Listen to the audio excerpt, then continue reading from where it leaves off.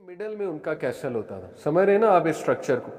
तो यही जन्नतुल फिरदौस है। जन्नतुल फिरदौस के बिल्कुल ऊपर जो रूफ है वो अर्श का रूफ है, बहुत खूबसूरत। अर्श के बारे में इब्ने कय्यम जो है वो उनका मैं आपको एक कोट सुनाता हूँ। The purest of all created things and the most sublime, luminous, noblest and highest in both literal and metaphorical term is the throne of the most gracious. Allah सुब्हानहू व तआला का जो थ्रोन है वो सबसे ज्यादा सबलाइम है, नोबल है, हाईएस्ट है in every sense, roof of the creation. उसके डायरेक्ट नीचे जन्नतुल फिरदौस है, ठीक है। तो जन्नतुल फिरदौस में अंबिया, शुहदा, सालिहीन होंगे। और जन्नत के 100 लेवल्स का भी एक हदीस में जो है वो जिक्र आता है, वो मैं अभी आपको सुनाता हूँ। जन्नत शुरू हो जाती है 7th हेवन के बाद, ठीक है, और अर्श तक जाती है। तो उसके लेवल्स के बारे में मैं आपको बताता हूँ। सबसे पहले तो ये सूरह वाक़िया की आयत बड़ी खूबसूरत आयत है, वस्साबिकून अस्साबिकून, सूरह वाक़िया आयत नंबर 10।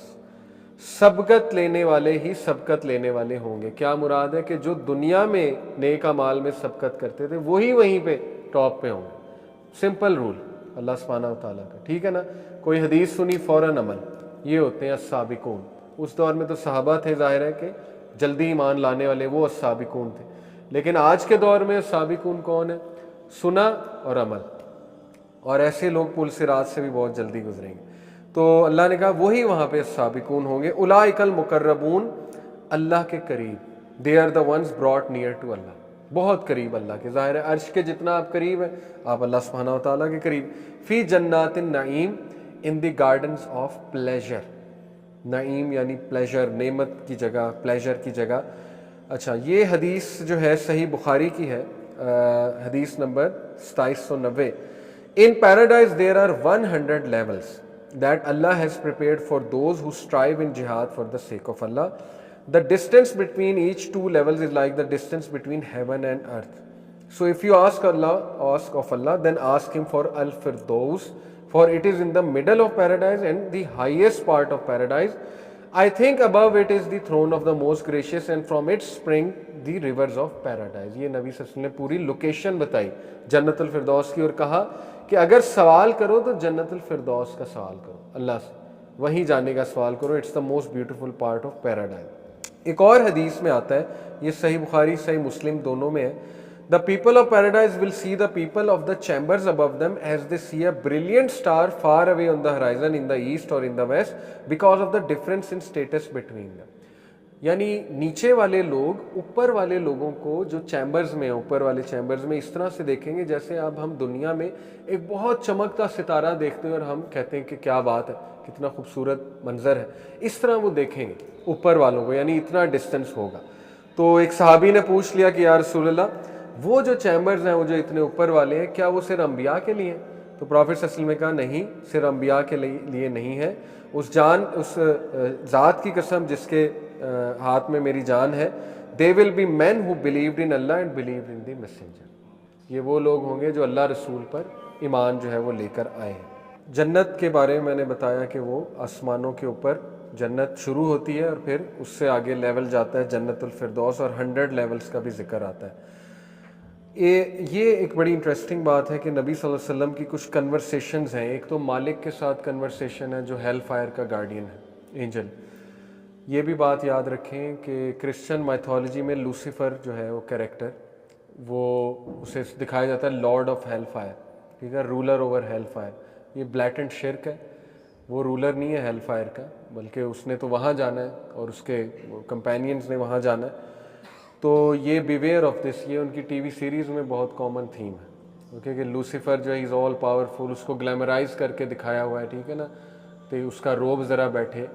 तो हेल फायर जो है वो अल्लाह के ताबे, और एंजल्स अल्लाह ने वहाँ डेजिग्नेट किए हुए, तो इसके बारे में बी वेरी केयरफुल। एनीवे, एक तो उसके साथ कन्वर्सेशन है, फिर इब्राहीम अलैहिस्सलाम के साथ, मूसा अलैहिस्सलाम के साथ, ईसा अलैहिस्सलाम के साथ। एक रवायत में आता है कि प्रॉफिट सल्लल्लाहु अलैहि वसल्लम ने उनसे डिस्कशन की डे ऑफ जजमेंट के बारे में। तो मूसा अलैहिस्सलाम और इब्राहीम अलैहिस्सलाम दोनों ने कहा कि I have no knowledge of the day, मुझे नहीं पता ये कब होगा। लेकिन ईसा अलैहिस्सलाम से जब कन्वर्सेशन हुई तो उन्होंने, अब ये कन्वर्सेशन कहाँ हुई? अब्दुल्लाह इब्न मसूद का व्यू है शायद बैत मक़दस में या आसमानों पे, यही देन अगेन देखें ना, इस चीज़ को बड़ा रिलेट करना मुश्किल हो जाता है कि एग्जैक्टली कहाँ हुई, लेकिन हुई। तो उन्होंने फिर ईसा अलैहिस्सलाम ने जवाब दिया कि I know Allah will send me back to the earth and I will kill the दज्जाल and the people will then go to their various lands and याजूज माजूज विल कम फोर्थ। वो तमाम पानी पी जाएंगे जिधर भी जाएंगे, और फिर मैं दुआ करूँगा तो अल्लाह ताला उनको कत्ल करेगा। ज़ाहिर है किस तरह से कि अल्लाह ताला जो है वो उनको मौत आएगी, और फिर the world will be stained by their decompose bodies and I will then make another दुआ to get rid of these bodies, so Allah will send rain from the sky and they will be washed away. अब ये बड़ी interesting बात है कि अपनी ही second coming के एक रावी हज़रत ईसा खुद है, ठीक है ना, इसीलिए हमारा ईमान है उनकी सेकंड कमिंग में, क्योंकि मिराज के सफ़र में कन्वर्सेशन सही हदीस से साबित है। उन्होंने सब बताया कि मैं दज्जाल को कत्ल करूँगा, उसके बाद याजूज माजूज को भी अल्लाह ताला ख़त्म करेंगे जब मैं दुआ करूँगा, ठीक है। तो ये क़यामत की बड़ी निशानियों में से है, हज़रत इमाम मेहदी का आना, फिर दज्जाल का आना, फिर याजूज माजूज का आना, फिर दाबतुल अर्ज़ का जिक्र आता है जो एक जानवर निकलेगा ज़मीन से, वगैरह वगैरह। और ये भी इंटरेस्टिंग बात है कि प्रॉफेट ने दज्जाल को भी देखा मेराज के सफ़र पे, ये भी सही रवायात से साबित है। नबी सल्लल्लाहु अलैहि वसल्लम ने कहा मैं तुम्हें उसके बारे में ऐसी बात बताता हूँ जो किसी नबी ने नहीं बताई, वो ये कि वो काना है और तुम्हारा रब काना नहीं है, तुम्हारे रब की एक आँख नहीं।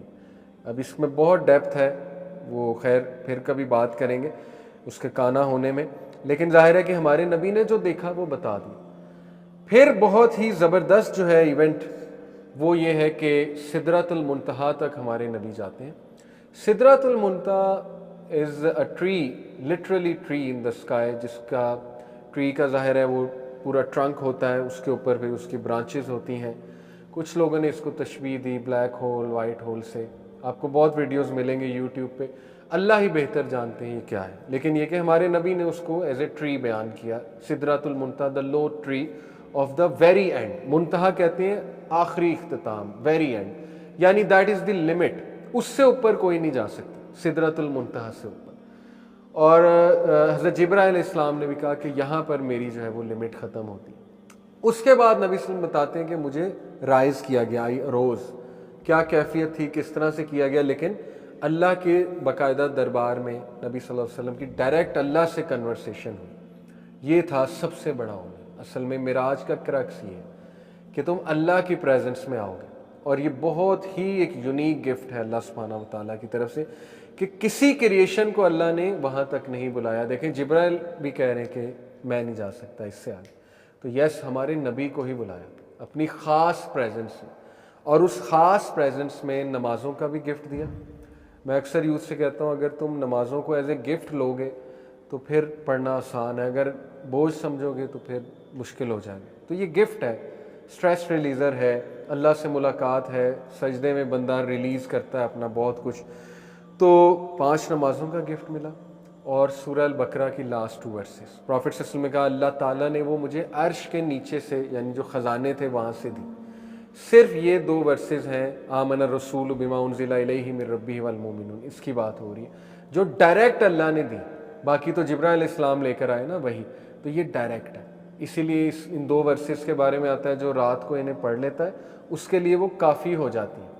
काफ़ी से मुराद स्कॉलर ने ली कि उसको शैतान से बचा लेती हैं, काफ़ी से मुराद ली कि हर परेशानी के हवाले से उसको काफ़ी हो जाती हैं, और सेहत के हवाले से वगैरह वगैरह बहुत से बेनिफिट्स बताए। लेकिन ये 2 गिफ्ट स्पेशल अल्लाह ताला ने वहाँ पर दिए। और क्या कन्वर्सेशन हुई अल्लाह से, वल्लाहु आलम, इसकी कोई ख़ास डिटेल हमारे पास नहीं आती, लेकिन ये कि इस पे इख्तलाफ अब देखें कि अल्लाह को देखा नहीं देखा। हज़रत आयशा से जब पूछा गया तो उन्होंने कहा जो भी ये कहता है कि उन्होंने अल्लाह को देखा वो झूठ बोलता है, क्योंकि अल्लाह ताला को कोई आंख नहीं देख सकती, और अल्लाह ताला ने ये गिफ्ट जन्नतियों के लिए क़यामत वाले दिन रखा हुआ है। तो नबी सल्लल्लाहु अलैहि वसल्लम से जब खुद भी पूछा गया कि क्या आपने देखा अल्लाह को, तो उन्होंने कहा how could I see him when there was light, यानी वो क्या ही मैजेस्टिक एक आप कह लें साइट होगी। तो ऑथेंटिक ओपिनियन ये कि नहीं देखा, उस तरह से नहीं देखा, यानी जिस तरह अल्लाह है वो अल्लाह जल्ल जलालहू जो है वो अपनी शान के मुताबिक दिखाएंगे जन्नतियों को। क़यामत वाले दिन ये गिफ्ट जो है वो दिया जाएगा। तो इसके बारे में भी you should be very clear कि इस पर इत्तफ़ाक़ है उलमाए कराम का कि नहीं, हिजाब के पीछे से, यानी हिजाब के थ्रू देखा। अल्लाह ताला का हिजाब क्या है, वो अल्लाह सुब्हानहू व तआला का जो है वो नूर है। तो और कन्वर्सेशन क्या हुई इसके बारे में हमारे पास डिटेल नहीं है, लेकिन ये कि जो 50 नमाज़ों का है वो फिर नबी सल्लल्लाहु अलैहि वसल्लम नीचे आए, तशरीफ़ लाए, तो हज़रत मूसा ने कहा कि तुम्हारी कौम से तो नहीं होगा, तो जाओ जाके अल्लाह से सिफारिश करो, काम करें। तो हमारे नबी गए, ये सिलसिला चलता रहा यहाँ तक कि 5 नमाज़ें रह गई। तो फिर कहा ये भी नहीं होगा। मूसा अलैहिस्सलाम ने, उन्हें पता था, ज़ाहिर एक्सपीरियंस था उनका बनी इसराइल के साथ। तो फिर हमारे नबी ने कहा कि अब मैं एम्बैरस हूँ, यानी अब मैं नहीं जा सकता। अब ये सारी चीज़ अल्लाह ने 5 ही फ़र्ज़ करनी थी, लेकिन ये एक प्रोटोकॉल का तरीका अल्लाह का, ठीक है ना। अल्लाह ताला नबी सल्लल्लाहु अलैहि वसल्लम को भी ऑनर दे रहे हैं कि वो उम्मत ताकि उनकी रिस्पेक्ट करे कि हमारे नबी ने जो है वो देखें अल्लाह ताला से कह के 5 नमाज़ें करवाई हैं, वरना 5 ही होनी थी, अल्लाह ने डेस्टिन किया हुआ था 5 ही होनी। और मूसा अलैहिस्सलाम को ऑनर दिया जा रहा है कि उनसे बातचीत हो रही। ये अल्लाह के तरीके हैं लोगों को ऑनर देने के, लोगों को कुछ मिशन देने के, उनका स्टेटस बढ़ाने के। तो इसका जवाब ये है, जो लोग कहते हैं ना कि जब अल्लाह को पता था 5 होनी है तो फिर ये सारा वाक़ये की ज़रूरत क्या। तो हर चीज़ का एक तरीका होता है, प्रोटोकॉल्स होते हैं। तो ये अल्लाह ताला उनको इज़्ज़त बख्शना चाहते थे, दोनों अम्बिया को, ठीक है ना। मालिक से जब मुलाकात हुई तो जिब्राइल इस्लाम ने मालिक को 7th हेवन पे लाया गया।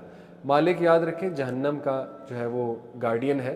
तो ये नहीं कि नबी सल्लम जो है वो जहन्नम में जाके मुलाकात हुई, अल्लाह माफ़ करे, क्योंकि हमारे नबी जहन्नम से बहुत दूर है। मालिक को एक्चुअली ऊपर लाया गया, उलमाए कराम ये कहते हैं। तो मालिक जो है उसके बारे में हमारे नबी ने कहा कि वो ना स्माइल कर रहा था और डिप्रेस था, सैड था, उसकी जो शक्ल देखी। जिब्राइल इस्लाम से कहा ये स्माइल नहीं करता। मालिक ने खुद सलाम किया था हमारे नबी को और उन्होंने फिर जवाब दिया हमारे नबी सल्लल्लाहु अलैहि वसल्लम ने। तो जिब्राइल इस्लाम ने कहा कि जब से ये पैदा हुआ है इसने स्माइल नहीं किया, अगर इसने स्माइल करना होता तो वो आपको करता। यानी इसमें भी साबित होता है हमारे नबी का कितना स्टेटस है कि अगर किसी को इसने करना होता तो आपके सामने स्माइल करता। तो अल्लाह कहते हैं ना कि हमने ऐसे ऐसे सफ़ाक किस्म के एंजल जो हैं वहाँ पर रखे हुए जहन्नम में कि जो ना उन्हें सुनाई देता है ना दिखाई देता है। यानी कि वो ज़ाहिर है, अल्लाह माफ़ करे, जो फिर जहन्नम में जाएंगे लोग, अल्लाह हमें बचाए, वो फिर बहुत ज़्यादा वबिसल मसीर, it's a wretched place to go. Allah माफ़ करे, वहाँ 1 सेकंड भी उससे भी पनाह मांगनी चाहिए, इट्स अ सीरियस थिंग। तो मालिक के साथ कन्वर्सेशन का मैंने आपको जिक्र किया। अभी हम यहीं स्टॉप करते हैं, ज़रा लंबा है वाक़या।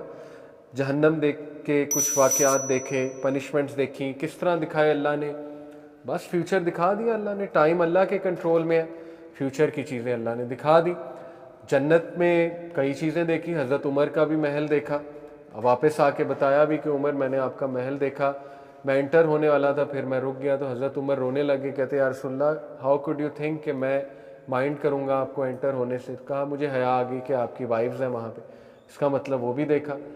तो सर्वे कराया अल्लाह ने जन्नत का, जहन्नम का।